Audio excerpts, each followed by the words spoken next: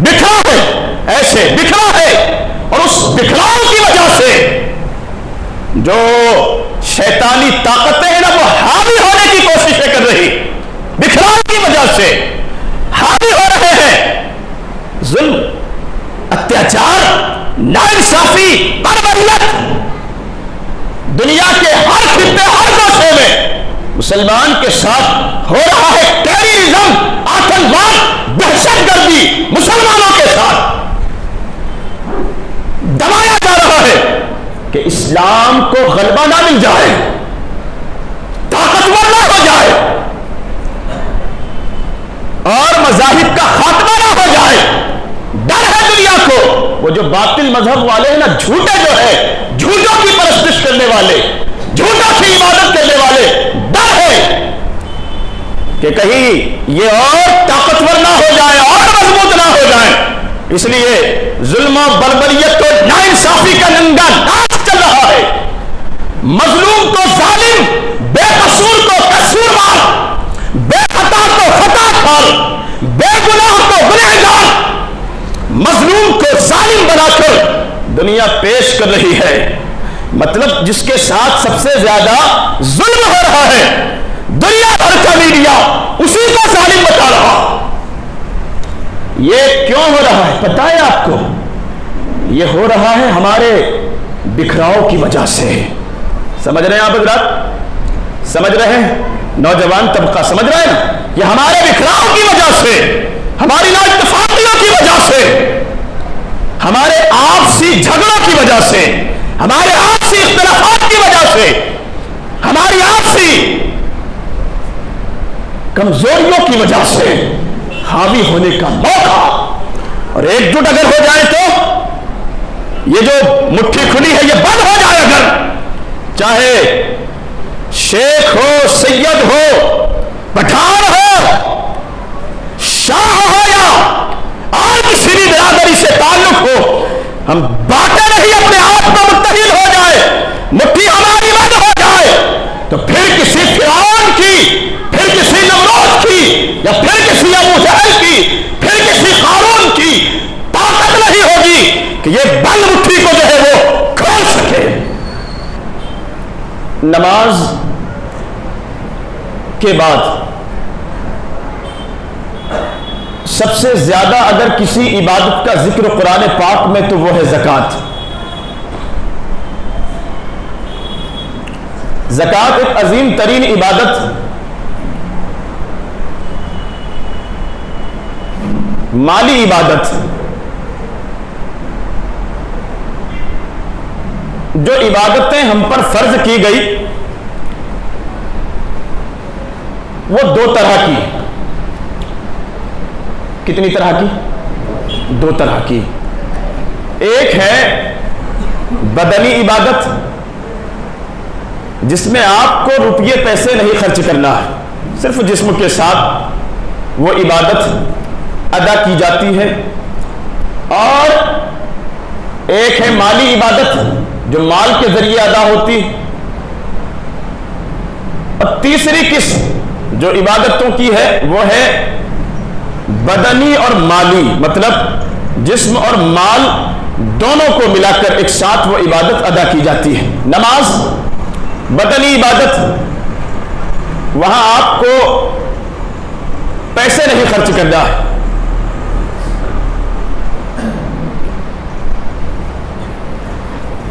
لیکن زکوٰۃ خاص مالی عبادت، یہ آپ کو مال کے ذریعے ادا کرنا ہے۔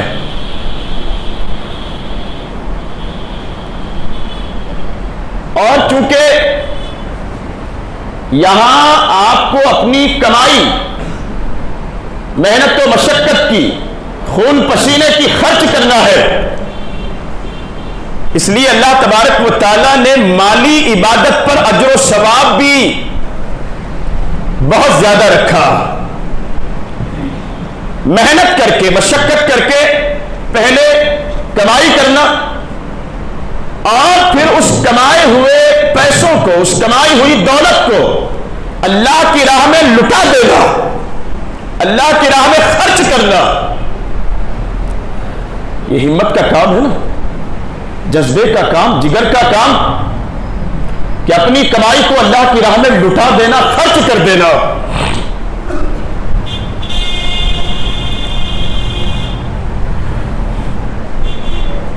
اور اسی لیے اللہ تبارک و تعالیٰ نے زکوٰۃ کی ادائیگی پر بے شمار اجر و ثواب کا وعدہ فرمایا۔ کیا ہے وہ وعدہ؟ کچھ دن پہلے درس قرآن میں بھی بات ہوئی۔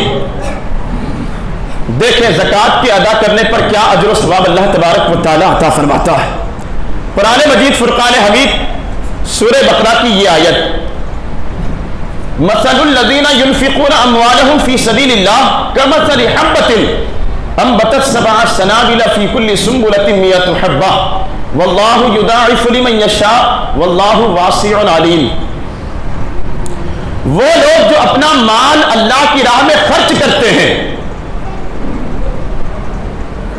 ان کی مثال، ان کی کہاوت اس بیج کی طرح، اس دانے کی طرح ہے جس کو بویا گیا زمین میں، اور پھر وہ ایک پودے کی شکل میں باہر آیا، 7 ٹہنیاں، 7 بالیں اس میں لگی، 7 شاخیں اس میں لگی، اور ہر شاخ میں 100 پھل۔ بات سمجھ رہے ہیں آپ؟ مثال کے ذریعے اللہ بات سمجھا رہا ہے کہ ان لوگوں کی مثال جو اپنا مال اللہ کی راہ میں خرچ کرتے ہیں اس دانے کی طرح ہے، اس بیج کی طرح ہے جو بویا گیا زمین میں، ایک بیج، ایک دانہ۔ اب وہ جب باہر نکلا تو ایک بیج 7 ٹہنیاں لے کر باہر آیا، اور ہر ٹہنی میں کتنے پھل؟ بولیے 100 پھل۔ واللہ یضاعف لمن یشاء۔ تو ایک بیج کے بدلے کتنے پھل اللہ نے آپ کو عطا فرمائے؟ 100 پھل اللہ نے آپ کو عطا فرمائے۔ واللہ یضاعف لمن یشاء۔ قرآن کہتا ہے کہ اللہ جس کے لیے چاہے اور بڑھا دے۔ 700 کا وعدہ فرمایا ایک خرچ کرنے پر، واللہ یضاعف لمن یشاء۔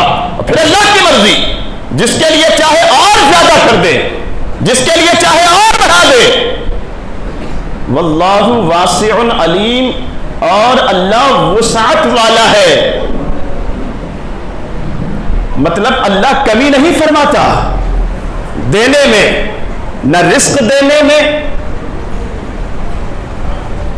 اور نہ ہی اجر و ثواب میں۔ وہ وسعت والا ہے، وہ کریم ہے، وہ سخی ہے، بے مثال عطا فرماتا ہے۔ جب وہ دینا چاہتا ہے اپنے کسی بندے کو تو اتنا عطا فرماتا ہے کہ پھر کسی کی محتاجی کی اسے ضرورت باقی نہیں رہتی۔ واللہ یضاعف لمن یشاء واللہ واسع علیم۔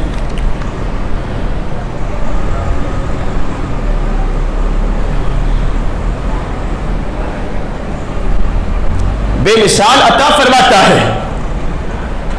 یاد رکھیں زکوٰۃ جو ہے نا، یہ صرف آپ پر ہی فرض نہیں کی گئی کہ آپ خیال کریں کہ ہم پر ہی صرف امت محمدیہ ہی پر زکوٰۃ فرض کی گئی، نہیں، ایسا نہیں۔ پہلے بھی اگلی امتوں پر بھی زکوٰۃ فرض تھی۔ ہاں اللہ کا کرم ہوا ہم پر، اللہ نے کرم فرمایا حضور کے صدقے، حضور کی امت پر، کہ جہاں حضرت موسیٰ علیہ السلام کی قوم کو 10% 10واں حصہ زکوٰۃ ادا کرنی ہوتی تھی اپنے مال کی، 100 میں 10واں حصہ 10%، تو 10% کے حساب سے 100 پر کتنے روپیے ہوئے؟ بولیے، بولو یار، 10 روپیے۔ 10 روپیے 10واں حصہ انہیں دینا تھا، اور اللہ نے آپ پر جو کرم فرمایا حضور کے صدقے، آپ کو 100 پر 10واں حصہ نہیں دینا ہے، بلکہ کئی گنا زیادہ آگے بڑھ کر کم کر کے اللہ نے 40واں حصہ کمائی کا 40واں حصہ جو ہے آپ پر فرض فرمایا. مطلب یہ کہ 100 پر صرف 2.5 روپیے آپ کو ادا کرنا ہے, 2.5%. تو یہ اللہ کا کرم ہوا کہ نہیں ہوا؟ بولیے, اللہ کا احسان ہوا کہ نہیں ہوا؟ اچھا, پھر اس کی نوبت کیوں آئی, اس کی ضرورت کیوں آئی؟ یہ زکوٰۃ مالداروں پر, امیروں پر کیوں فرض کی گئی؟ کئی اسباب ہیں. اللہ کا کوئی کام حکمت سے خالی نہیں, کوئی عبادت حکمت سے خالی نہیں. ویسے ہی زکوٰۃ جو مالداروں پر اللہ نے فرض فرمائی, وہ اس لیے کہ مسلم معاشرے سے غریبی کو ختم کر دیا جائے. کوئی ہاتھ پھیلانے والا نہ رہے, کوئی دامن پھیلانے والا نہ بچے, بھیک مانگنے کی نوبت کسی کو نہ رہے.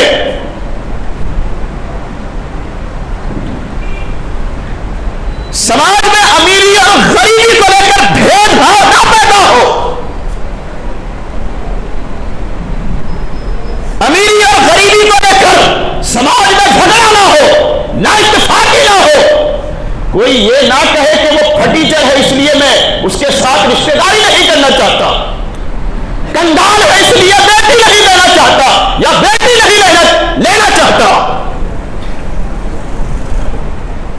مسلم سماج ایسے بند مٹھی کی طرح یہ بکھرا ہوا نہ رہے, بند مٹھی کی طرح مضبوط ہو جائے, مستحکم ہو جائے. اور آپ سوچیں تھوڑی دیر کے لیے, سوچیں, اور جو سونے والے ہیں وہ بیدار رہیں. سوچیں تھوڑی دیر کے لیے, آج مسلم معاشرہ بکھرا ہے, ایسے بکھرا ہے, اور اس بکھراؤ کی وجہ سے جو شیطانی طاقتیں ہیں نا وہ حاوی ہونے کی کوششیں کر رہی, بکھراؤ کی وجہ سے حاوی ہو رہے ہیں.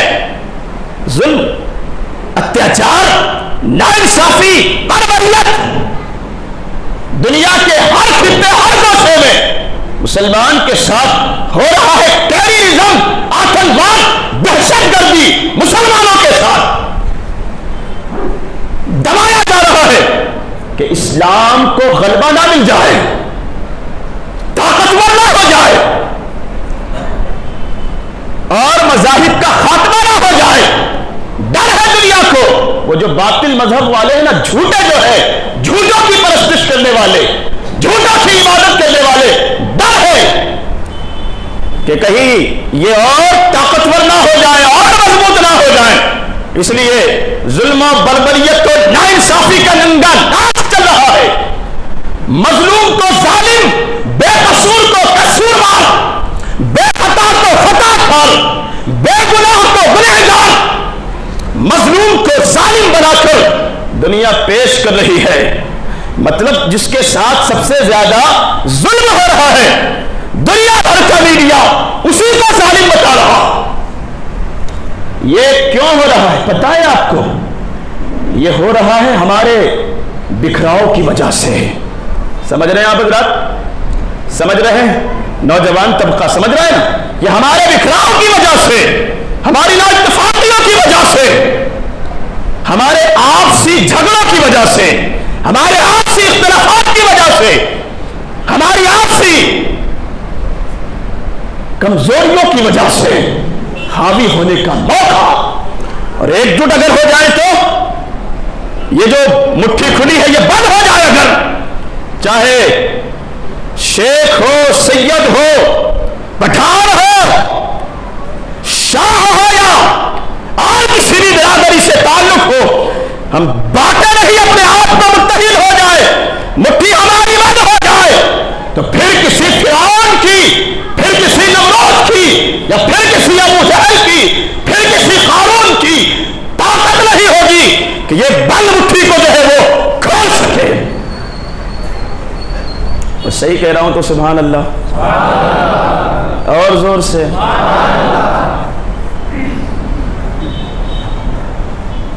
لیکن یاد رکھو دنیا کے ظالم حکمرانوں, یہ تاریکیاں ہمیشہ نہیں رہنے والی, یہ اندھیریاں ہمیشہ نہیں رہنے والی, یہ ظلم کا راج ہمیشہ نہیں رہنے والا, یہ بربریت کا ننگا ناچ ہمیشہ نہیں رہنے والا, یہ اندھیرے کی حکمرانی نہیں رہنے والی تاریخیاں اگر ہیں تو ان تاریخیوں کو چیر کر صراط کی سفیدی کو نمودار کرنا میرا رب جانتا ہے.